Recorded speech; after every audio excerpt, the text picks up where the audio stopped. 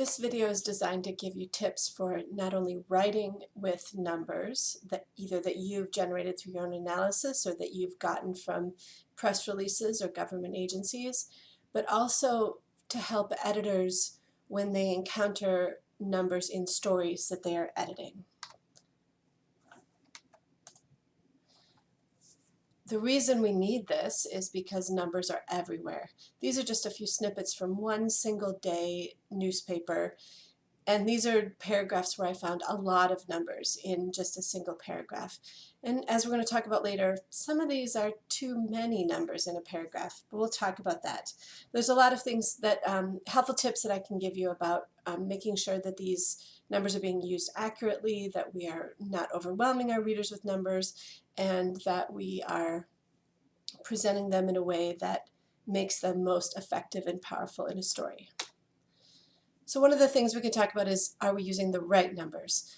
This is a topic that is so broad and big that this could be its own video completely, but I'm going to hit some key points and some things that you can watch for to help ensure you're heading down the right path. The biggest one is that if you have a number that seems too good to be true, it probably is. This is a story about, this is data from a story that a colleague of mine gathered from the Minneapolis School District. It was about chronic absenteeism at each school.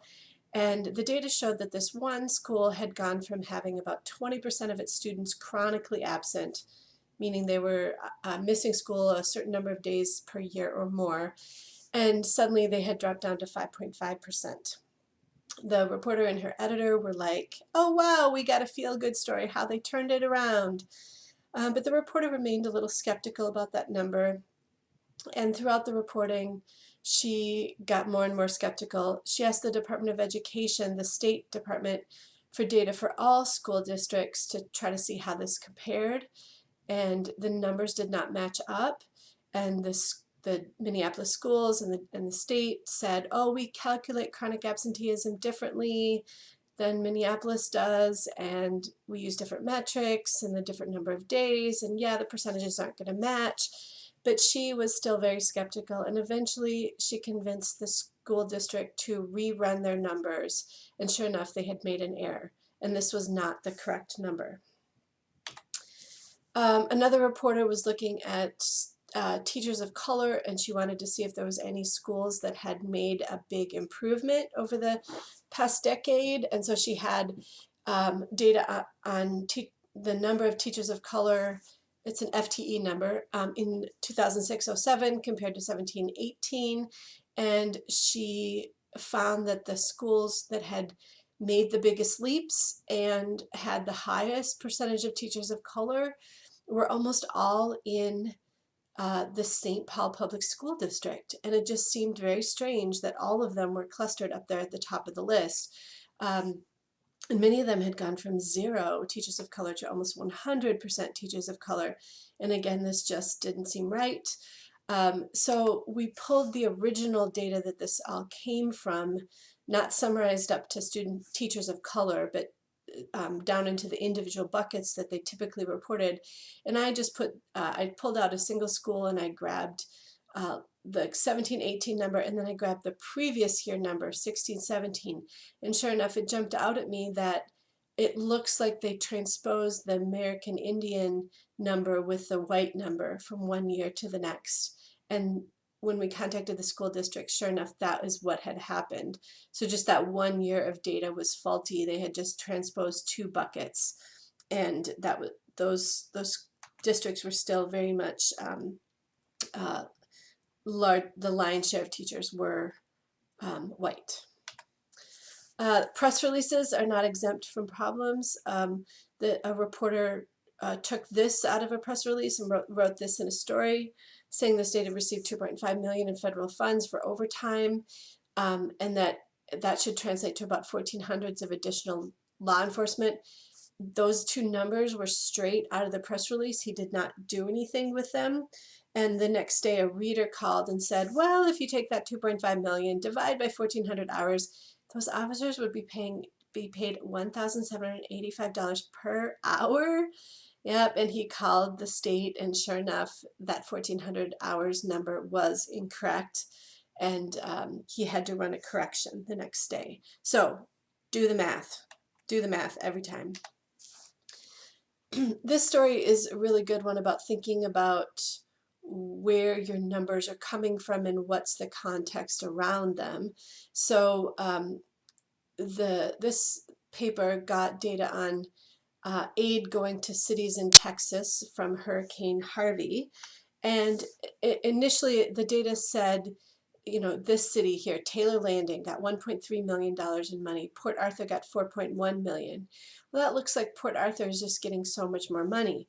But if you dig a little deeper into what's behind those dollars, you can see that it's based on how many affected residents qualified for the money. And it turns out in Taylor Landing, which is a small, white, wealthy town, there were only 22 residents who got money.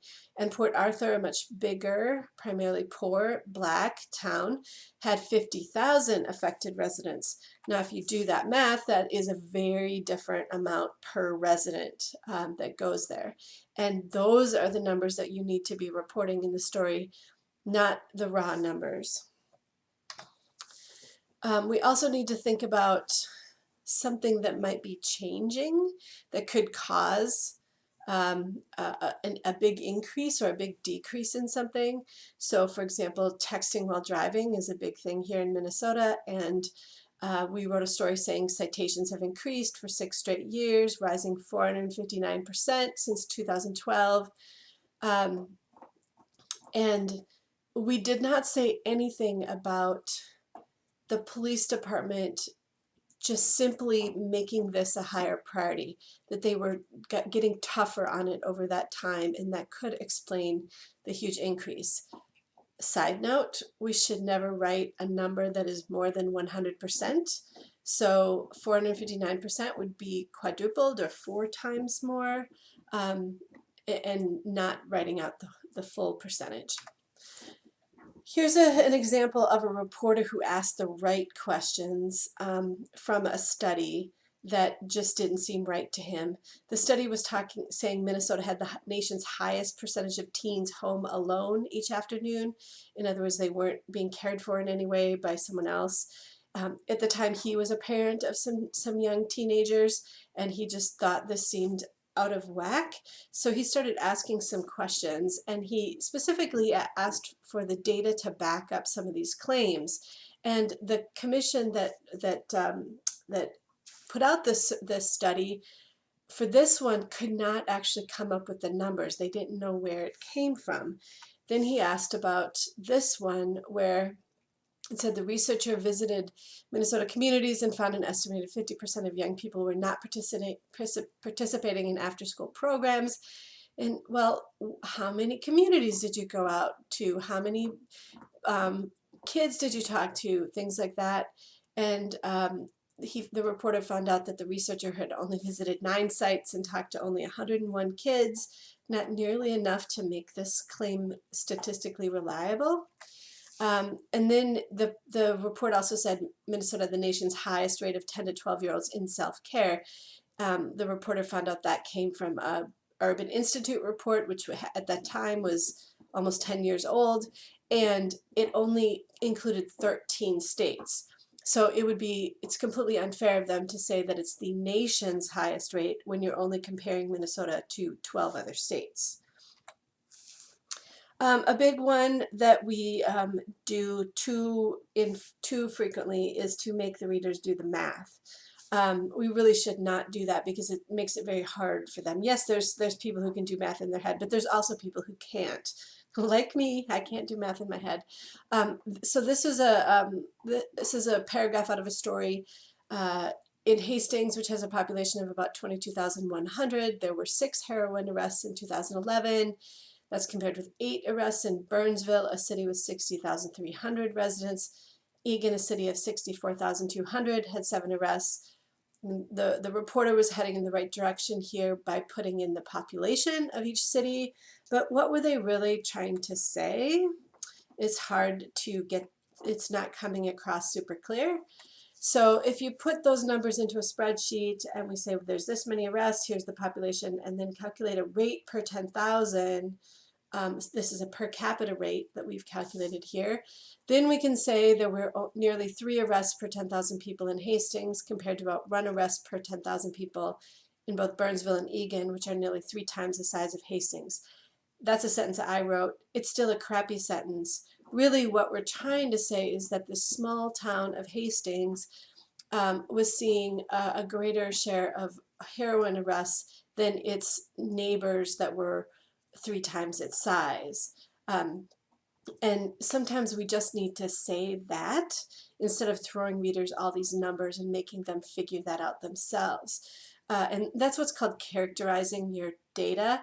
And I think some reporters are reluctant to do that for fear that they're going to mischaracterize it, but it's something that once you start doing it and practicing it, you're going to get more comfortable doing it, and you will have much better stories that are more clear and concise, and give the readers some punch and really drive the point home for them. Another issue is a number really big, or is a number really small? I could tell you that there's 3 of something, and that number might be big depending, or it might be small depending on what those somethings are. 3 murders, of course, is a lot. Let's say 3 murders in one day is a lot compared to, say, 3 traffic tickets, right? So we need to have some context with a lot of our numbers. This is a story about unsolved homicides in Minneapolis. In the sentence, over the past 8 years, an average of 22 slayings across the state remain unsolved. And I think that's saying 22 per year. Also, that's not super clear here. But the big thing is, okay, 22 out of how many per year are we talking about? 22 would be a big number if, say, there's 30 murders each year, but it would be a small number if there's, say, 200 murders each year. And we need some sense of that, either presenting this as a rate or some sort, or at least giving readers that context with a separate sentence saying that there's typically about X number of murders per year.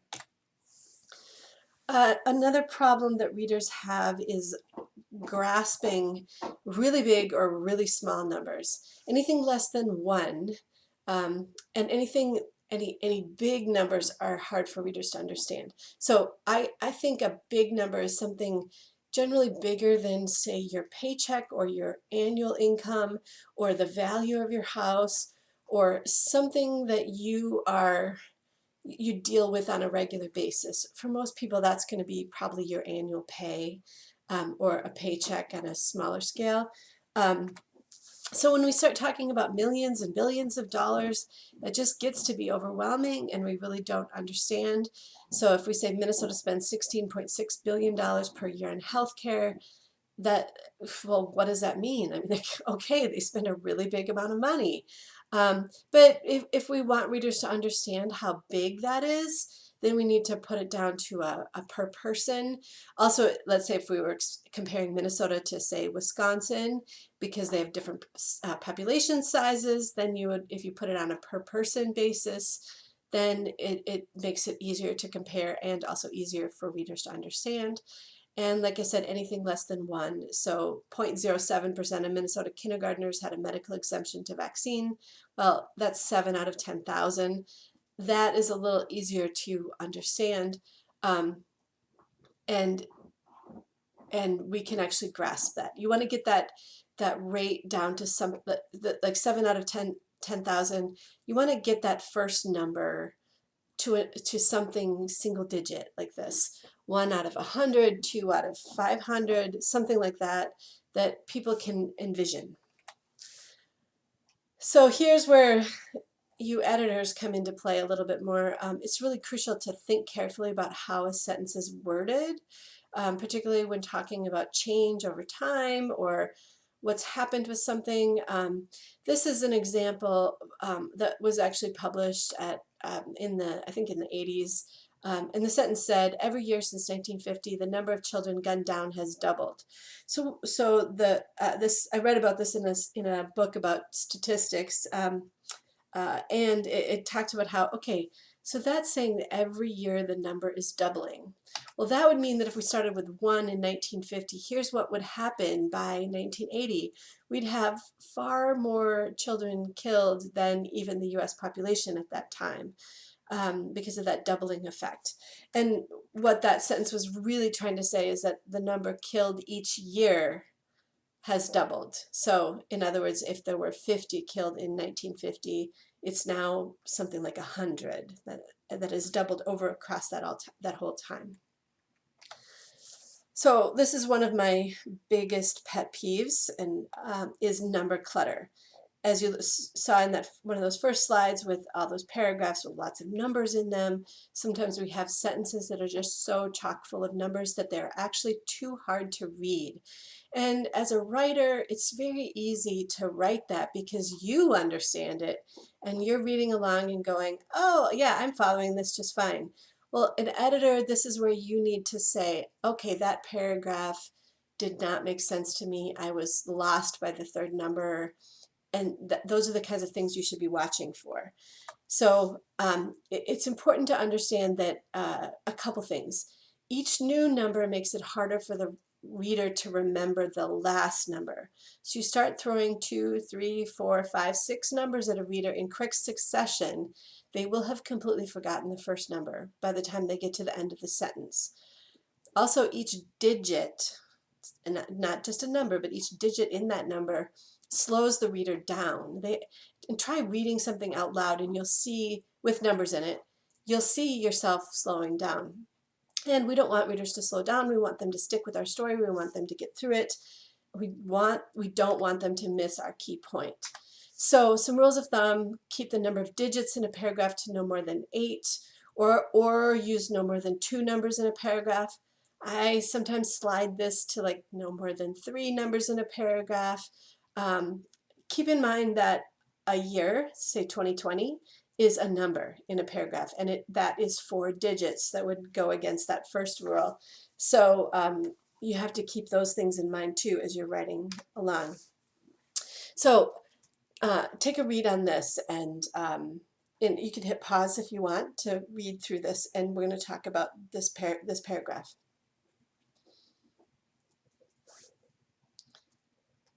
So the first time I read this, I was completely flummoxed. I did not know what this paragraph was saying.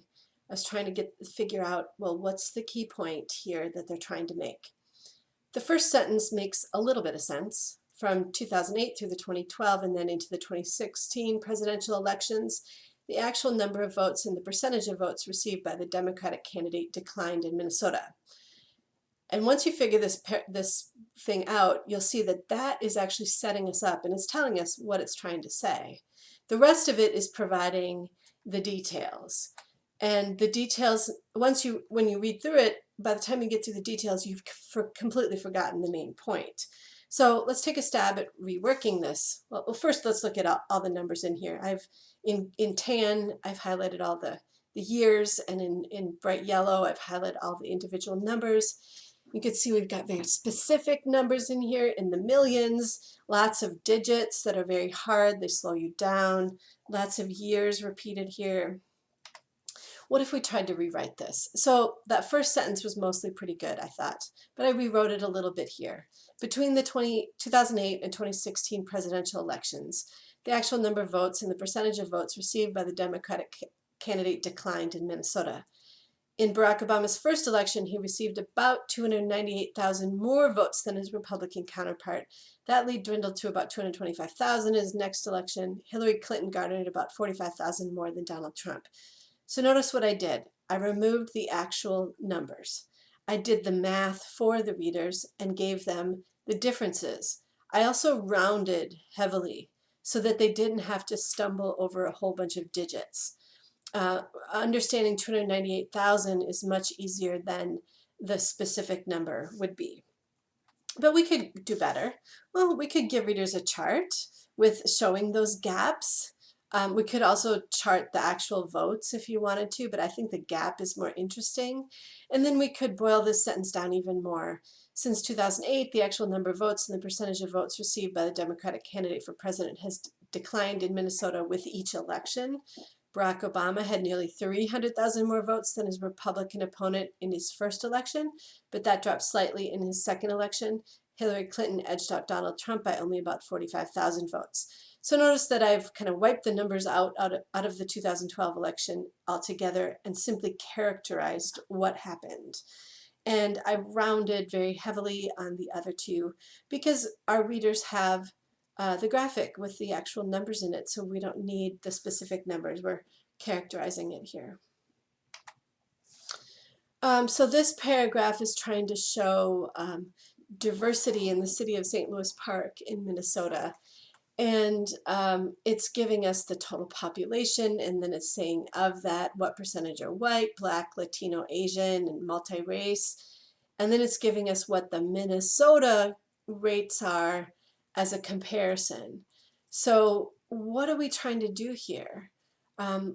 Clearly we're trying to show that St. Louis Park is roughly similar to Minnesota, but maybe a little more Latino and than the state as a whole. Actually, I don't have the Latino number in here, do I, for the state as a whole? But that wasn't in the story. But really I think what they're trying to say is nearly 20% of the city's residents are non-white, which is slightly higher than the state as a whole. So there we've gotten across our big point that it's more diverse than the state as a whole. And then bringing it down and taking out a couple of numbers. Blacks make up nearly 8%, while Asians, Latinos, and people who identify as multiracial each make up about 3%. We're rounding, being vague here. I'm going to talk in a little bit about these decimal points are completely unnecessary here because this is based on a survey and it's incomplete, so we don't need that kind of precision, but I'll talk about that more later. All right, so we've talked about a few tactics there to avoid number clutter. There's a few other things you can do. The big one I like is, especially when you're doing your own data analysis, but also if you're pulling data out of a report or a press release, figure out what the star number is. What's the big thing you want to get across? And make sure that is kind of in its own paragraph with as few other distractions around it as you possibly can. So this is an analysis I did about students leaving their home districts to open enroll elsewhere or to attend charter schools. And the big thing we found that is over a period of time, the number of kids doing that had quadrupled. It was 4 times larger than it had been in 2000. And that was what I wanted to be the star number. My editor wanted to put in the about 132,000 Minnesota students enrolled in schools outside their home district. I didn't want that number in there because it cluttered up my paragraph and took away from the 4 times. But still, notice that we do have very few numbers in this paragraph, and hopefully readers got that 4 times stuck in their head as that star number. Let's look at this one and see what we could do with it. So this one says from 2013-14 to last fall, the school district's K-12 enrollment has dropped by nearly 1,200 students. And for the 2018-19 school year, the 36,000 student district faces a $17.2 million budget shortfall. Well, the story is about the budget. It's not about the enrollment dropping. It's about that budget. But what this paragraph is trying to do is show that the budget shortfall is because of the enrollment shortfall. So why can't we just say that? How about we say for the upcoming school year, the district faces a $17.2 million budget shortfall, thanks in large part to a dramatic loss of enrollment over the past 4 years. Okay, do we really need all those other numbers? Could we put them in a graphic? Could we reference them somewhere else in the story? Those are some things to think about as you're writing these sentences. But the key thing is to give the readers, characterize it, what you need, what you want them, write out explicitly what you want them to know. And this is also an example of characterizing the numbers and the change in those numbers, instead of just throwing all the numbers at them. Another thing to think about is, do you really need all the numbers in a sentence? We too often say, here's the percentage change, and then it went from this to this over a period of time. Do we need those specific numbers? I would say probably not sometimes. Here's another one. Suicide is a growing problem. 788 people died in 2017, an increase from 728 in 2016, and from 573 a decade earlier. I got a couple problems with this one. First, we're going backwards. We're starting with the newest number, then comparing it to the year before, and then comparing to a decade earlier. I think it's really hard for readers to go back like that. It's not intuitive. The other is that we're making readers do the math. We're making them, guess that, okay, 788 up from 728, okay, we got roughly, what, 60 more suicides? And then roughly, what, 300 and some more from a decade earlier. So why can't we just say that? All right, so now I'm really going to get on my soapbox. This is my big one. So we need to ditch the decimals.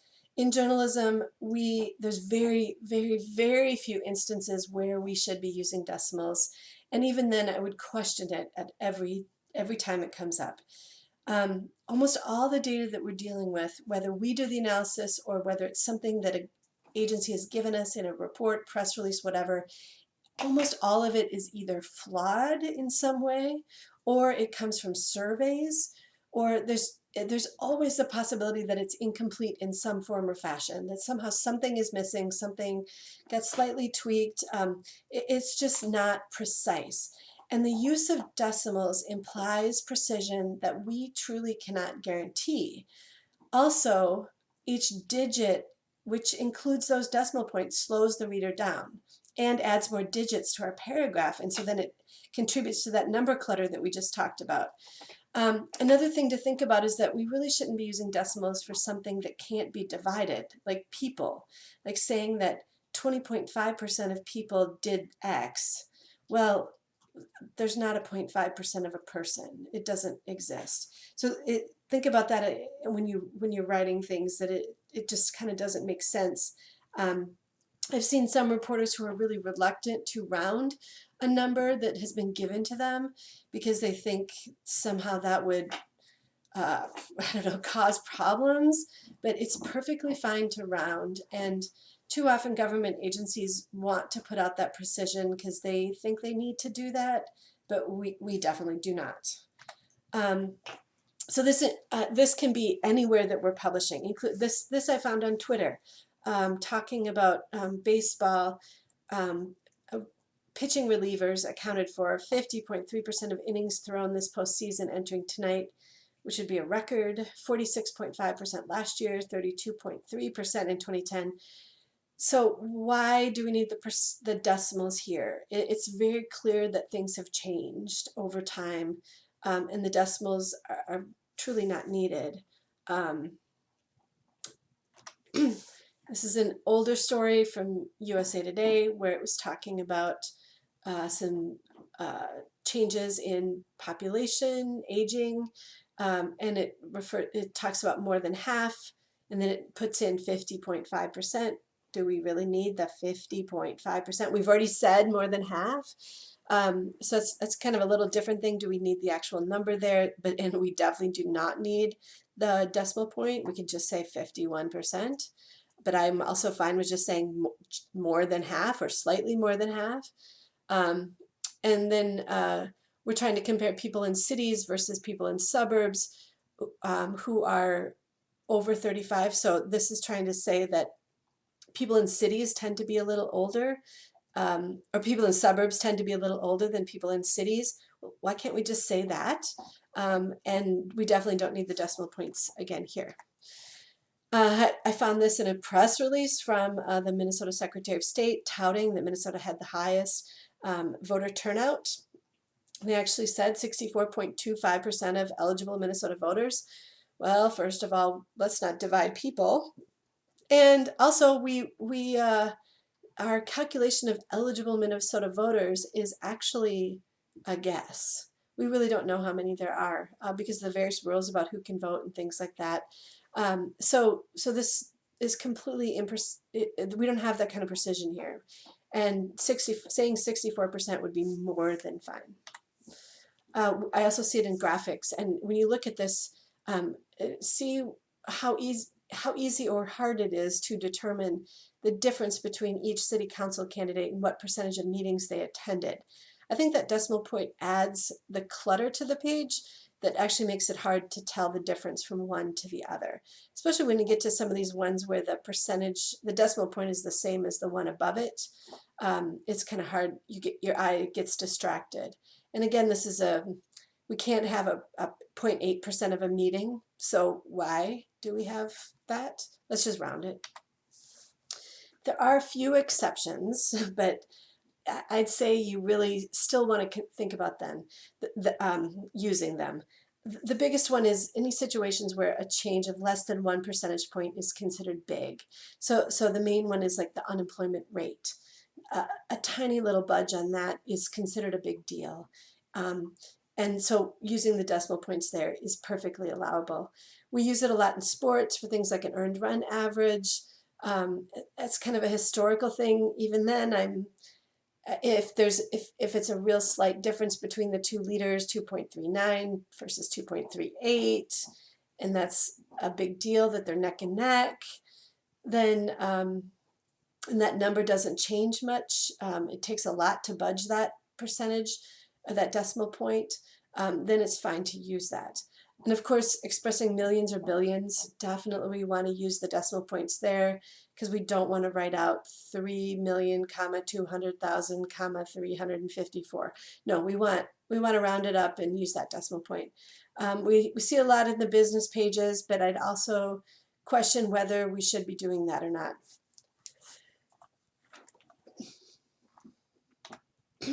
So here's an example of an earnings report story where the reporter has done a pretty good job of avoiding decimals in some places. So starting with shares plunged more than 10%, that's great. Rounded it up, that's fine. That's all we really need to know. But then we do need to know the earnings per share as a decimal point. Maybe we don't need 17.82 billion. Maybe that could be rounded, possibly. And at the end, contribute to a 3.3% decline in its operating profit. I'd question whether the 0.3% is necessary there, unless, again, that's something that doesn't budge very much. So, like, another thing to keep in mind is that graphics can save you big time. If you want your readers to see the specific numbers, or to have or even a table of numbers would be better than cluttering up your story. We frequently write about the Great Minnesota State Fair, which is a huge attendance every year. And we wrote this in the paper a few years ago, where each day we listed out the actual attendance and how that compares to previous years and how that compares to the record. And I wonder if this is a really crude, horrible graphic in Excel, but could we just put it in a graphic so that we can show how this year compares to last year and how it compares to the record-setting year in some form or fashion? And I'm sure a good graphic designer would come up with something way better than this. But think about what you're trying to get across. Are you trying to get across the comparison? Then that might be done better in a visual than a reader trying to muck their way through all these different numbers. I, for one, have a hard time reading this and seeing that, like on Saturday, August 25th, 222,000 some odd people came, and then you have to read all the way through to see that, oh yeah, the previous record was 202,000 and some, and so it exceeded the record. But in a visual, you would actually see that. Some other things you can do is wording and not using the numbers, characterizing your numbers. This story from the Houston Chronicle uses a couple of numbers in here, saying 640 people die each year on Houston area roads and 2,850 more are seriously injured. Notice they probably rounded those numbers as well, 640, 2850. That's great. We don't need the exact numbers there. But then they wanted to show just how big of a deal this was. And they used like a yardstick, which I'm going to talk about in a minute, saying the death toll is the equivalent of 3 fully loaded 737s crashing each year. And then they compared, they did some other things down at the bottom. The Metro leads the nation for fatal crashes involving drugs and alcohol. It's number 2 for fatal crashes per capita, and the Houston region ranks second. And only trails only Dallas in crashes blamed on someone slamming in to stop congestion on the freeway. So think about all of those characterizations came from some sort of analysis where they had numbers, where they knew exactly what the fatal crashes per capita was and the number of crashes blamed on someone slamming in to stop congestion, but they did not put those numbers in here. They characterized them instead. Here's another example. This is a lead from a story in the New York Times that looked back at the homicides on the previous year. The story was attempting to like paint a picture about homicide in New York, and this lead is I'm not sure I would write this lead, but it certainly caught my attention and used a lot of things like more than twice as likely. Or things like, but once the romance was over, only the men killed their exes. Males who killed favored firearms while women and girls chose knives as often as guns. More homicides occurred in Brooklyn than in any other bureau. And roughly a third are unsolved. Think about, there's lots of numbers behind those characterizations, but not putting the numbers in actually makes for a better read, and it still gets across the point. So those words about, nearly, almost should be in your arsenal, should be using them quite a bit. It certainly helps to help to get across your star numbers without actually having numbers. So this is from a project I did, and this was the nut graph of our story where we pointed out our key findings. And we used almost a quarter of the cases show and about 1/3 of them, and in half the cases we didn't actually put the actual numbers in there, and it was still a very powerful game-changing story. I mentioned yardsticks earlier, so these are things where you try to provide a visual for the reader to understand something really big, especially. So we often see things like you know, the area of something is as big as 10 football fields end to end. Or if you lined, I saw something recently on, if you lined up all the people, if you lined up all the people who were unemployed, they would stretch from St. Louis to San Francisco, or something like that. Something that people could like see a picture of in their head. So the key with yardsticks is that you try to use something that is related to what you're writing about and is something that people can understand. So a football field, I think a lot of people can picture the size of a field, but maybe not, because there are some non-football fans around. The length of a car or the distance on a map from place to place. The example in the Houston story, the 747s crashing. I'm not sure I know how many people there would be in a 747, but it's still, we know that a 747 crashing and all the people in it dying would be horrific, and we would consider that a really big deal. So that did provide a visual for us. So this is an example I found in the New Yorker from quite a few years ago. It was talking about water on the planet, and it had this sentence: only 3% of the world's water is available for humans to drink. Most is locked in polar ice caps and glaciers, or is embedded in layers of rock. So remember how I said the number 3 could be really big or it could be really small. So how much is 3% here? Like, what could we, how do we know how big or small that is? So this was the next sentence in that story. If a large bucket were to represent all the seawater on the planet, and a coffee cup the amount of fresh water frozen in glaciers, only a teaspoon would remain for us to drink. So that teaspoon then is that 3%. And I love this. This is a great example because it's using visuals that are related to the topic. A bucket, a coffee cup, a teaspoon, all things you could use with water or liquid, and also all items that we have in our house that we could and visualize, and it's brought it down to a size that is imaginable.